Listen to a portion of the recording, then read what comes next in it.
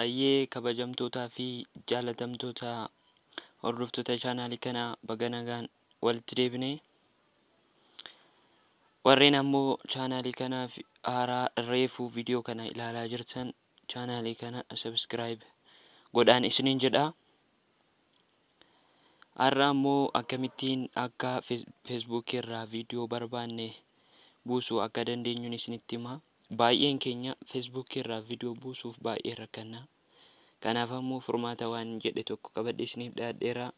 Facebook irraa akkamitti viidiyoo buusuu akka dandeenyuun isinitti agarsiisa jechuudha. Jalqaba irratti Facebook irraa viidiyoo buusuudhaa fi Facebook irra galtu.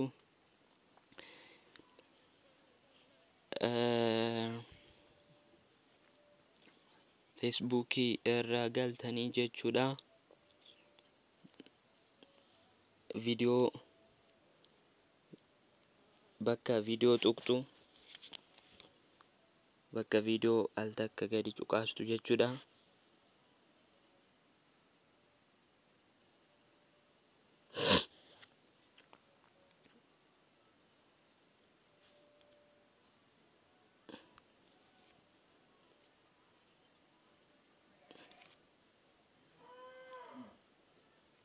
Ifama beeksisa galaa waan jiruufi bakka viidiyoo tuqxu jechuudha.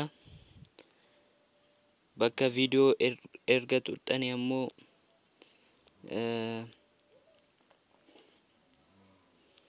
kunoo bakka koomentii al tokko tuqxu viidiyoo buusuu barbaaddaniif jechuudha. Bakka koomentii tuqxu. Bakka koomentii erga gadi cuqaastanii booda mallattoo sadii gara olii jirtu viidiyoocha boroo jechuudha. Mallattoo sadii gara olii jirtu.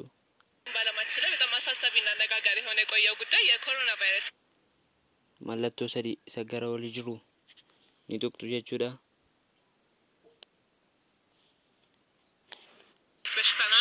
Copy link jedhu isa tuqxu jechuudha. Copy link erga gootanii booda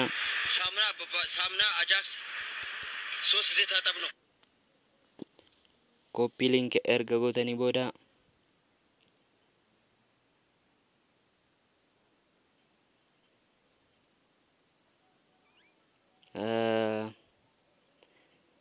gara Chrome irra galtu jechuudha. Copy link erga gootanii booda copy link goonee dhufnee miti. Amma ammoo Chrome irra gallee jechuudha. Bakka searchii kanarratti waan isinitti himu kana barreessitu jechuudha. Bakka searchiitti maal jechuudhaan barreessitu?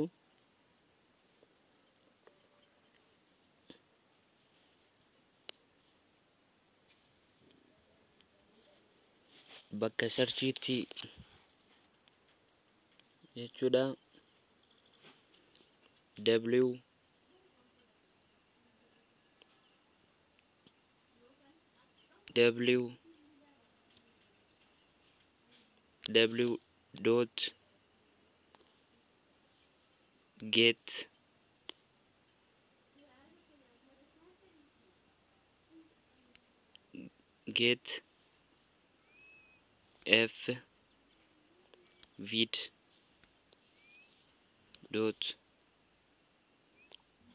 getfvid.com jettanii barreessitu jechuudha.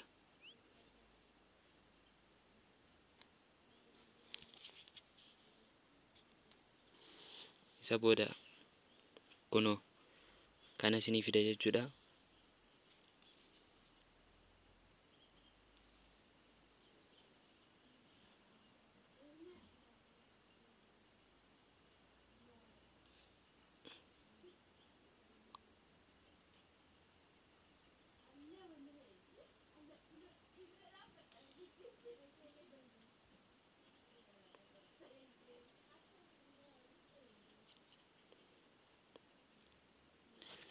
Bakka enter Facebook URL jedhu kanatti gadi cuqaasuudhaan sekondii sadii wayitiif gadi cuqaasuudhaan isa booda isa peestuu gootan isiniif fida jechuudha. Isa booda daawunlood ta'a jechuudha. Hordoftoota koo barnoonni koo har'aas kanuma. Waan na waliif turtaniif galatoomaa. Laayik sheer gochuu hin dagatinaan jedha. Galatoomaa.